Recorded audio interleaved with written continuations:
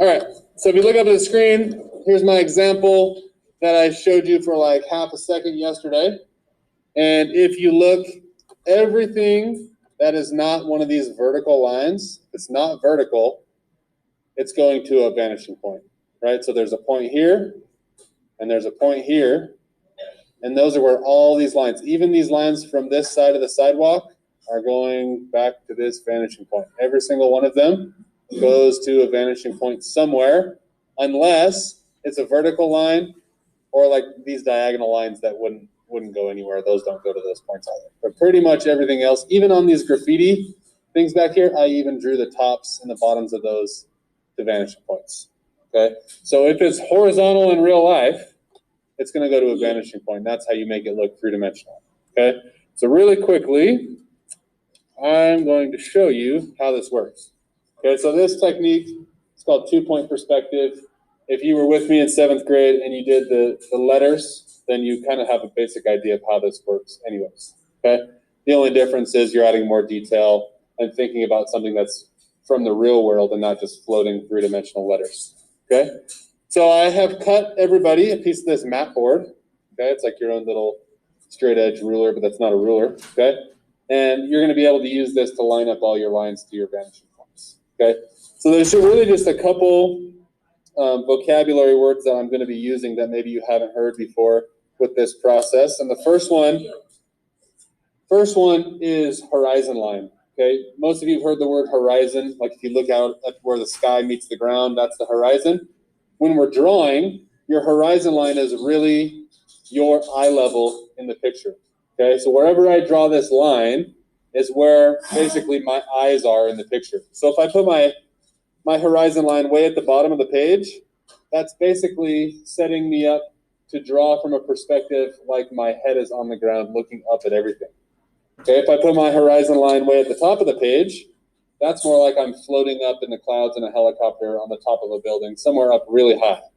Okay, so wherever you put your horizon line basically sets the perspective for how you're going to draw the view. Okay, if you want just sort of a basic, realistic, from your own normal standing on the ground eye level, I would go probably 2/3 of the way towards the bottom. Okay, and then really the only thing you need to pay attention to is that your horizon line is flat with the paper. Okay? You don't want it to be diagonal, or else it kind of makes things a little weird. Okay, so try to make it as parallel as you can to the bottom of your paper, and you're going to draw really lightly because about half the lines you draw, you're going to erase most of them anyways.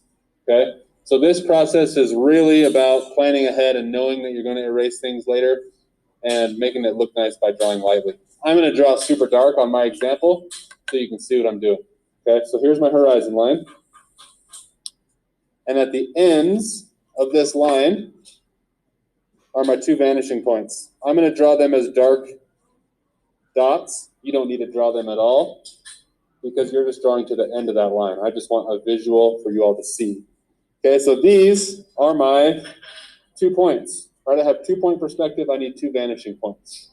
All right, so when you're doing 2-point perspective, you're basically drawing things at an angle. You're looking at something from a corner, and you can see 2 sides of that object. That's why you're using 2-point perspective, because you have 2 flat sides. Okay, so the first thing I need to set up is one corner that's going to divide my drawing into 2. Okay, so when I'm drawing this first corner of the building, all I need to consider is the height that I want my buildings to be.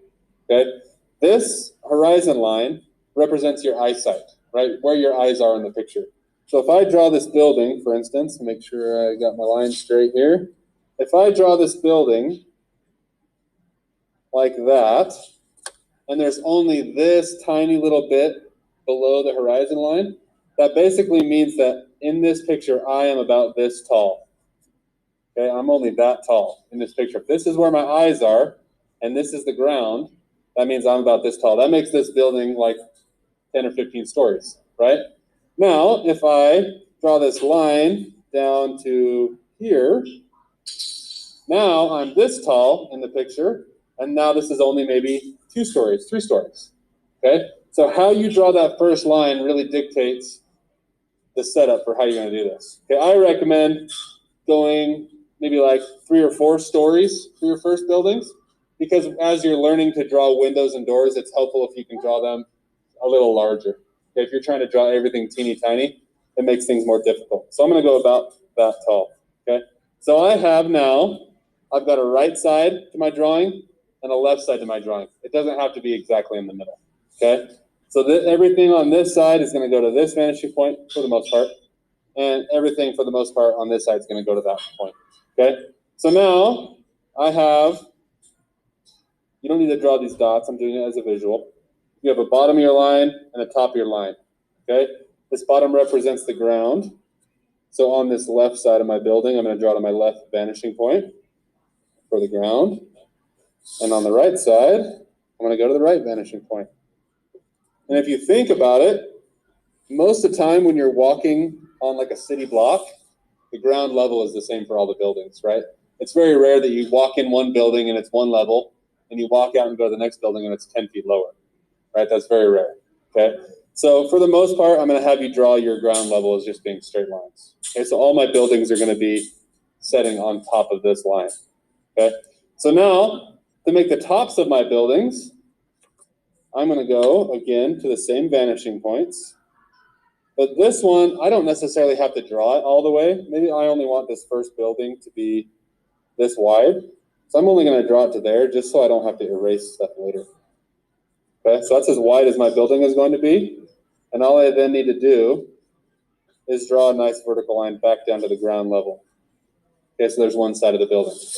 Okay, again on this side, I just need to decide about how far I want my building to stick out. We'll go about right here. And I'm going to draw that to my top and a vertical line to connect it back to the ground. Okay, so that's essentially my first building there. Okay, so if you look up there, I have my eye level on here. How's that going to help me on my next parts? You may know. How about doors, right? This is going to help me know how tall to make the doors. I have to be able to walk through a door for it to be an effective door. So I know that the tops of my doors need to be higher than that line, right? So when I draw doors, I'm going to treat them as if I'm just drawing this side of the building, right? This is essentially the shape of a door right there. So all I want to do is the same thing I did for that side of the building. I'm going to draw a line from the ground up above my horizon line because it needs to be tall enough for me to walk through. I'm on the right side of my building, so I'm going to go to the right vanishing point. I'm going to draw a line for as wide as I think a door should be. You can do a single door, double door, garage door, whatever you want to do. Okay, I'll show you how to do all of those eventually. And then you connect it back to the ground. Okay, so that would be essentially a door. Okay, now if you want this door to look like it has a little overhang and you can walk through it, you can do that pretty easily just by thinking of this as a new corner. Okay, this is now a corner, and I have a left side of the corner and a right side of the corner. Okay, my right side is already connected. If I want this to look like it's going back into the building a little bit, I'm going to use my left vanishing point. I'm going to draw a line like that. I'm going to go to this top corner and draw a line back to that left vanishing point like that. I'm going to connect those vertically like that. Okay, and then I'm going to finish them off by going to this other vanishing point with 2 lines. So now that sort of looks like there's a door set into the building, right? And that's what I did on, where to go? This one, right? So if you look at that door, it looks like there's a little awning. You can go underneath it, and then the door's in there, right? Okay, so now windows. I'm going to do the windows the same way as the door. I'm going to do the windows on this side of the building so you can see how those go the other way. They're going to be on the left side of that first line, so they're going to use the left vanishing point. I'm going to do, let's say, 2 rows of windows here. So they look like they're on 2 different floors. Okay, so I've got those 2 vertical lines. I'm on the left side of my building. I will connect those to the left vanishing point. And I'm going to stop at the edge of the building so I don't have to erase a bunch of stuff. And I'm always lined up to this vanishing point. Always, always, always. It'll be really obvious if you forget to line up. You'll really see that they look really funky and diagonal, like they're going to fall off the building. Okay, so there would be, those could be signs, those could be big windows, that could be, you could put words in there, this could be a billboard, whatever. I'm going to divide it into smaller windows just by adding vertical lines.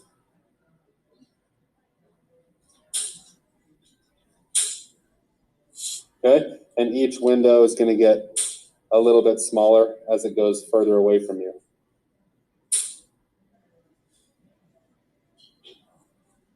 Okay, so those windows, this window is smaller than this window because this window is closer to you in the picture. Okay, if you want to do another building, let's say you want to put a building right next to this, next door. Okay, I'm going to leave a little space between the end of the building and my next building. And this building, I'm going to draw a little shorter. I'm leaving this space to kind of draw like a little alleyway in there. And I'm going to go not quite all the way to the top of where that line is. So this building's going to look slightly shorter. Okay, so now I can erase what's in between the two buildings because it can kind of be confusing if you have a bunch of extra lines there. And I'm going to, now I have a new corner, right? This is a corner, right side of the corner, left side of the corner. So from this, I need to go to the left just until it hits that other building. From the top, I need to go to the left just until it hits the other building, like that. On the right side of the corner, I use the right vanishing point. I draw it as big as I want my building, and then I end it with a vertical line, right? So pretty much everything you do, you're going to do a vertical line, you're going to connect to vanishing points, and then you're going to draw another vertical line, and that's pretty much it. Okay, so I could keep going with those. I could add all kinds of stuff. I can do a sidewalk, right? If I think about this corner that's coming down, make a little dot. Right side, vanishing point. Okay, and give it a little curve. And I can go the other way.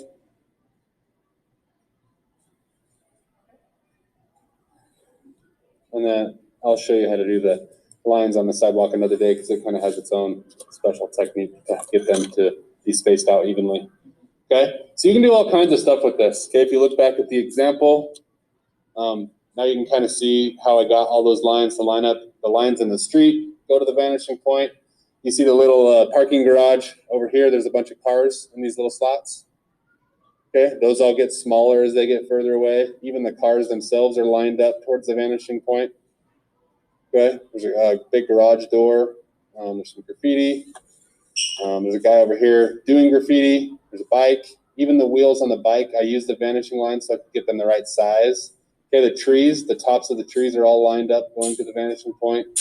Okay, pretty much everything that you're going to do is going to line up to those points. Okay, so get out a piece of paper, and I'll show you sort of one step at a time how to run through this.